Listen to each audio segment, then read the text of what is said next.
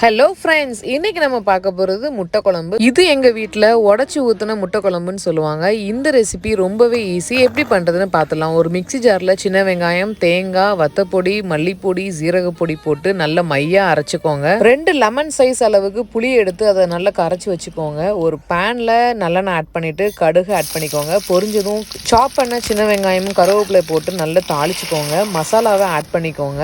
மசாலா நல்லா வதங்கின உடனே மஞ்சள் பொடி ஆட் பண்ணிவிட்டு புளி தண்ணியும் சேர்த்துருங்க. நல்லா கலந்து விட்டுக்கோங்க. குழம்பு பதம் வந்த உடனே உப்பு காரம் எல்லாம் செக் பண்ணிக்கோங்க.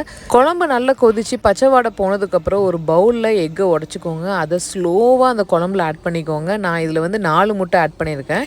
ஸ்லோ ஃப்ளேமுக்கு மாற்றிட்டு மூடி போட்டு குக் பண்ணிடுங்க. 10 மினிட்ஸ்க்கு அப்புறம் முட்டைக்கு கீழோடி நீங்கள் கரண்டி விட்டு பார்த்தீங்கன்னா அது ஒட்டாமல் வரணும். ஸோ அப்போ சைடில் இருக்க குழம்பு எல்லாத்தையுமே அதில் ஆட் பண்ணி சேர்த்துக்கோங்க.